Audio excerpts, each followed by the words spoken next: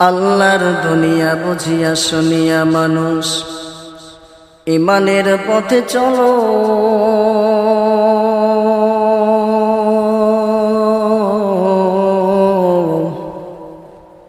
মুসলিম তুমি সংগ্রামী, তুমি ঈমানদার, তুমি বদর কণ্ঠে বলো। জাগো মুজাহিদ, ভেঙে দাও নিদ, গাও ইসলামেরই গান।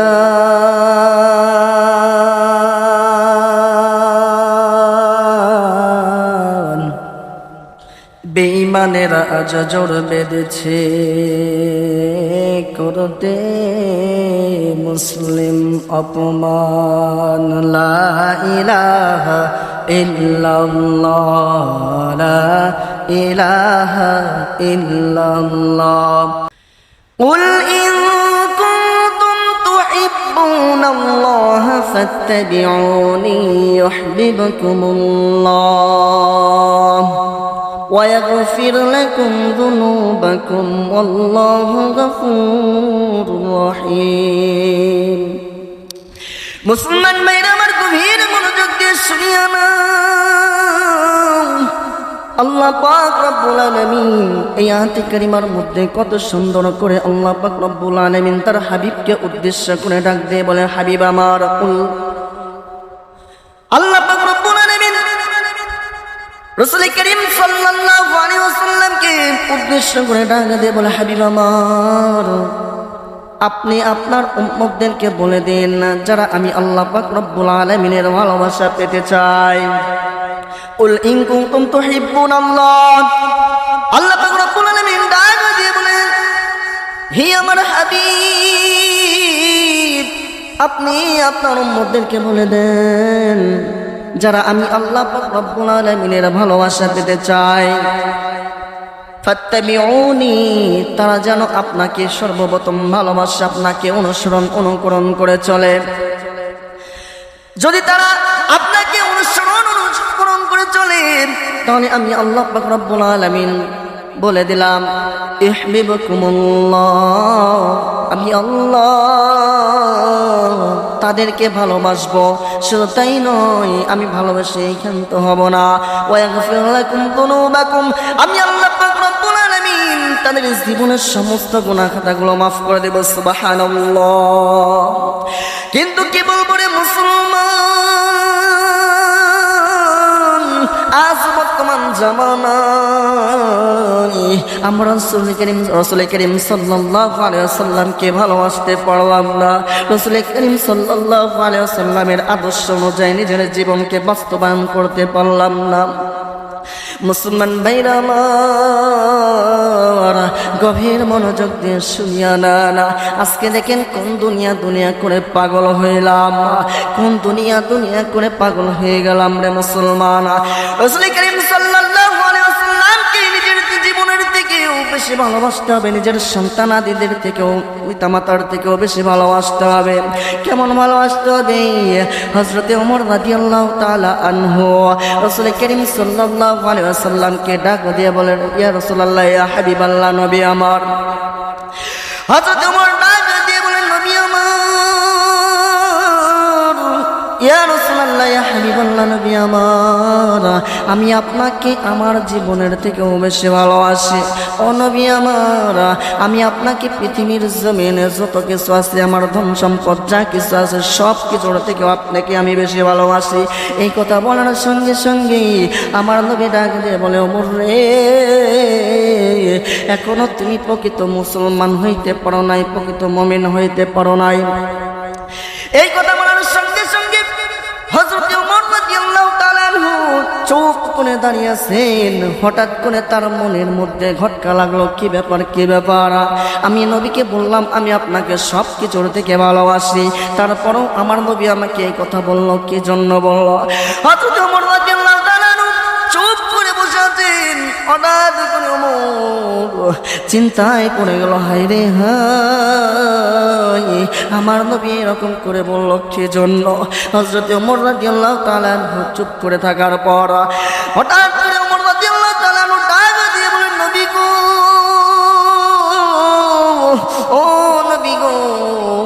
আমি আপনাকে বলে দিই নবী গো, আমি আপনাকে আমার নিজের জীবনের থেকে, আমার পিতামাতা, সন্তান, স্ত্রীর থেকেও, দুনিয়ার সমস্ত কিছুর থেকেও আমি আপনাকে বেশি ভালোবাসি। সুবহানাল্লাহ। এই কথা বলার সঙ্গে সঙ্গে আমার নবীটা যদি বলে, ওমর রে,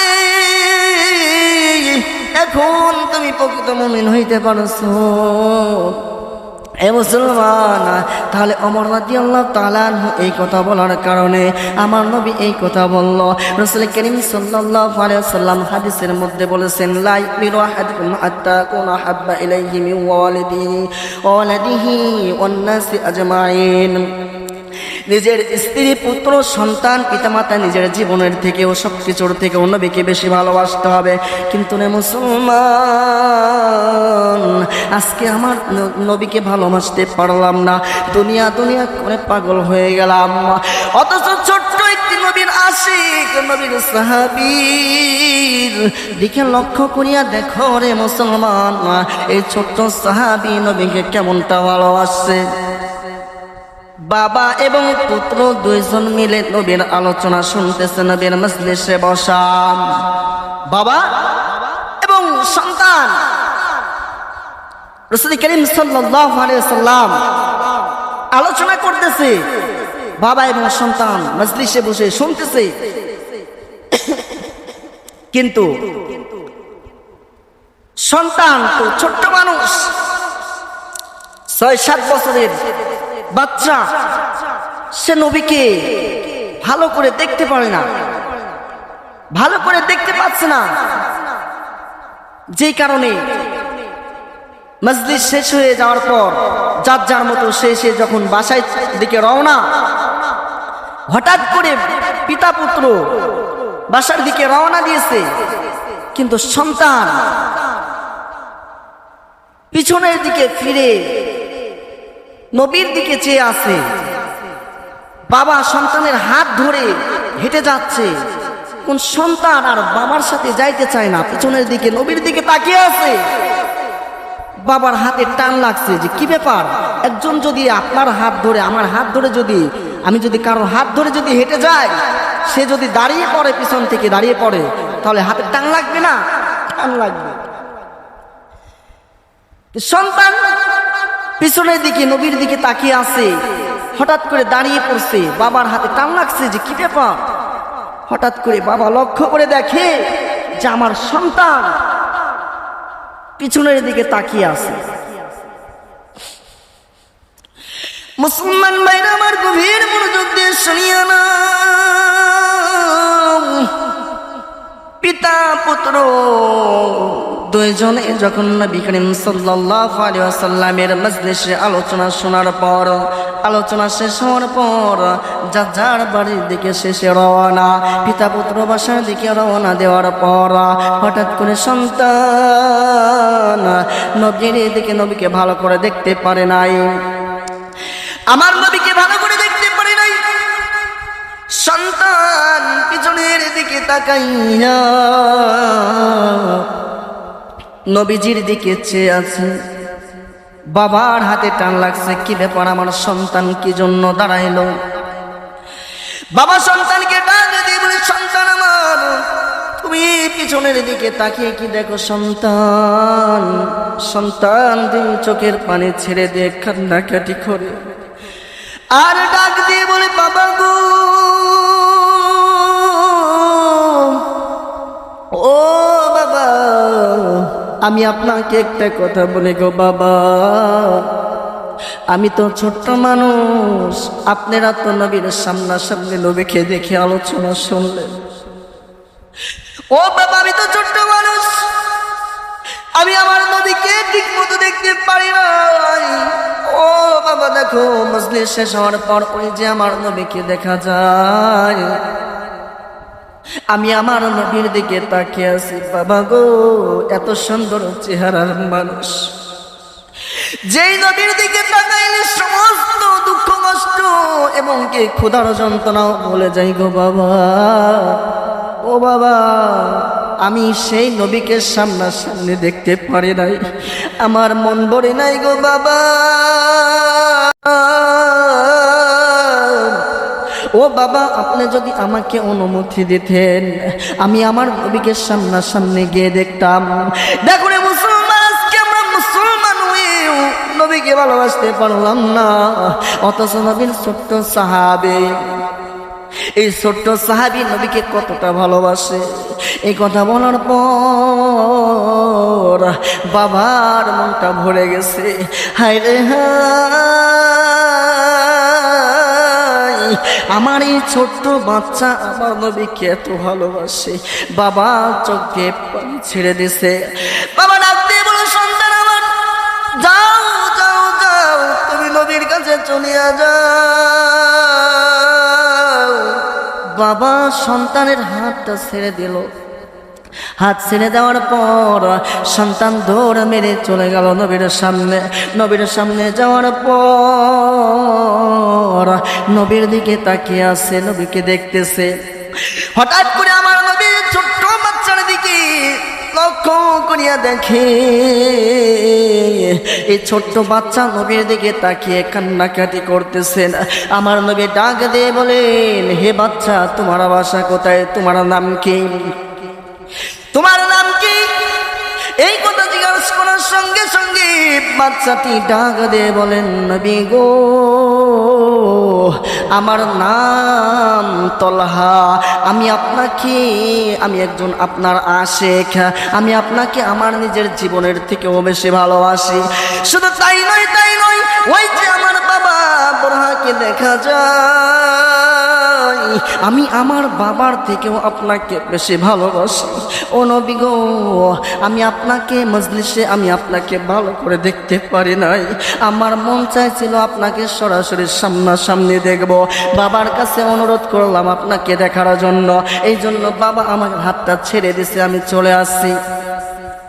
এই কথা বলার সঙ্গে সঙ্গে আমার নবী ডাক দিয়ে বলে, হে বাচ্চা, তুমি কতটুকু ভালোবাসো আমাকে আমি পরীক্ষা করব। পরীক্ষা করার জন্য আমার নবী ওই বাচ্চাটির হাতে তরবারি ধরায় দিল। তরবারি ধরায় দিয়ে আমার নবী ডাক দিয়ে বলে, তুমি বললা তোমার বাবার থেকে আমাকে বেশি ভালোবাসো। আমার নবী ডাক দিয়ে বলতেছে, তুমি বললা যে তোমার বাবার থেকে আমাকে তুমি বেশি ভালোবাসো, তাহলে এই যে তরবারিটা নাও, তরবারিটা নিয়ে তুমি তোমার বাবার কল্লাটা কেটে আমার সামনে আনো। এই কথা বলতে দেরি, বাচ্চার দৌড় মেলতে দেরি হলো না। সুবহানাল্লাহ। আমার নবী লক্ষ্য করে দেখিয়ে মুসলমান, এই বাচ্চা তরবারি নিয়ে তার বাবার কল্লা কাটার জন্য যখন দৌড়মের বাবার কল্লায় কোপ দিয়ে দিবে, এমন সময় আমার নবীজি ওই বাচ্চাকে ডাক দিয়ে বলে, তলহা রে, দাঁড়াও দাঁড়াও, তোমার বাবার কল্লা কাটতে হবে না।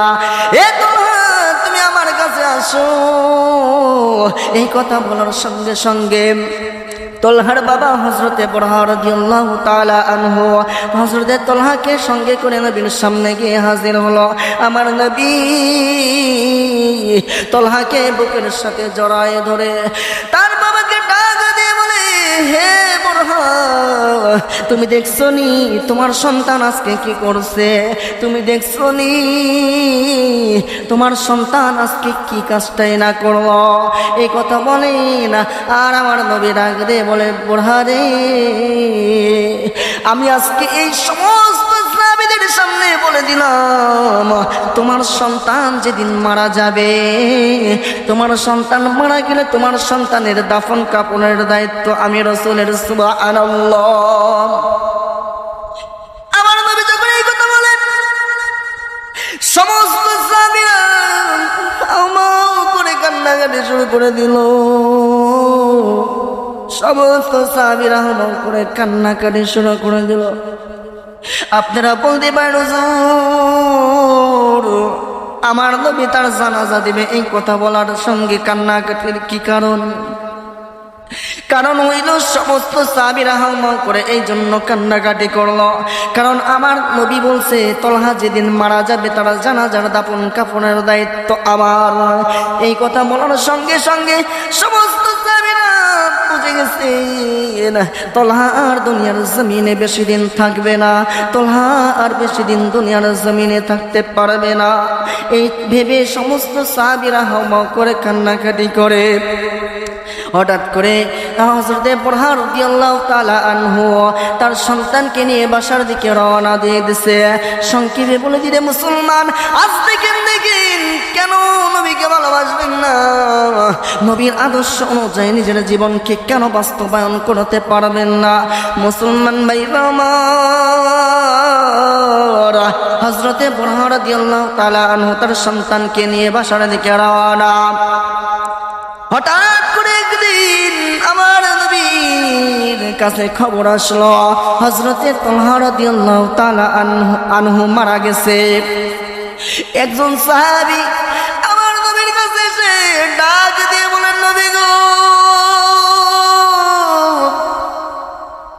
খবর পাইছেন নি গো নবী, আপনার আশিক ছোট্ট সাহাবী হযরতে তালহা রাদিয়াল্লাহু তাআলা আনহু মারা গেছে। এই খবর শোনার সঙ্গে সঙ্গে আমার নবী ডাক দিয়ে বলে, চলো যাই, আমরা তালহার দাফন কাফন জানাজা করার জন্য আমরা চলে যাই। আমার নবী যখন এই কথা বলেন, ওই সাহাবী চোখের পানি ছেড়ে দিয়ে কান্নাকাটি করে আর ডাক দিয়ে বলে, নবী গো, আর যাইতে হবে না, আর যাইতে হবে না। কারণ হইল তালহার বাবা আপনাকে না জানায় মাটি দিয়ে দিছে। এই কথা বলার সঙ্গে সঙ্গে আমার নবী ডাক দিয়ে বলে, সাহাবীরে, কি জন্য তালহার বাবা তালহাকে মাটি দিয়ে দিল? আমি শুনতে চাই, জানতে চাই। চলো চলো আমরা যাই, হযরতে বুরহার বাড়িতে আমরা চলে যাই। রাসূল করিম সাল্লাল্লাহু আলাইহি ওয়াসাল্লাম সাহাবীদেরকে লইয়া, রাসূল করিম সাল্লাল্লাহু আলাইহি ওয়াসাল্লাম সাহাবীদেরকে নিয়ে হযরতে বুরহা রাদিয়াল্লাহু তাআলা আনহুর বাড়িতে যাওয়ার পর হযরতে বুরহা রাদিয়াল্লাহু তাআলা আনহুকে ডাক দিয়ে বলে, বুরহা রে, তুমিও জানো, সমস্ত সাহাবীরা জানে, তালহা মারা গেলে তার দাফন কাফন জানাজা আমি নবী দেব।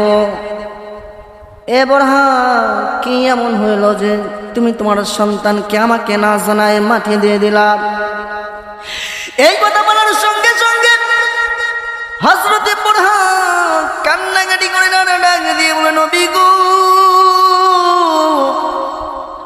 আমার সন্তান আপনাকে এত ভালোবাসে আমি জানি না, আমি বুঝতে পারি নাই। ও নবী আমার, আমার সন্তান আপনাকে এত ভালোবাসে আমি কখনো ভাবতে পারি নাই। আমার নবী ডাক দিয়ে বলে, বুরহা রে, কি জন্য তুমি দাফন করে দিলা? আমি জানতে চাই, জানতে চাই। হযরতে বুরহা রাদিয়াল্লাহু তাআলা আনহু ডাক দিয়ে বলে, ইয়া রাসূলুল্লাহ, ইয়া হাবিবাল্লাহ, নবী আমার, আমার সন্তান মারা যাওয়ার আগে, আমার সন্তান মারা যাওয়ার আগে আমার সন্তানের গায়ে জ্বর হয়েছিল।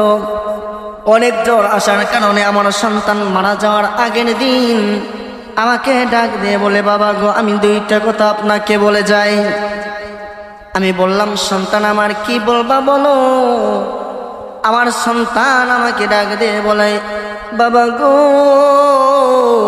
আমি যদি মারা যাই, আমার লাশের জানাজা থেকে শুরু করে দাফন কাফন সব নবী করবে, সবাই জানে। কিন্তু গো বাবা, আমি আপনাকে একটা কথা বলে যাই। ও বাবা, আমি যদি রাত্রিবেলা মারা যাই, তাহলে আপনি আমার নবীকে খবর দিবেন না। আমার নবীকে খবর না দিয়ে আপনি আমাকে রাতের অন্ধকারে মাটি দিয়ে দিবেন। আমার সন্তান এই কথা বলার সঙ্গে সঙ্গে আমি সন্তানকে ডাক দিয়ে বললাম, সন্তান আমার, তুমি এই কথা কি জন্য বললাম? ও নবী আমার, আমার সন্তানকে আমি যখন জিজ্ঞাসা করলাম, কেন তুমি এই কথা বললা, রাত্রিবেলা তুমি মারা গেলে কেন নবীকে খবর দেব না? আমার সন্তান তখন কি বলছে জানেননি? আমার সন্তান কান্নাকাটি করছেন আর ডাক দিয়ে বলে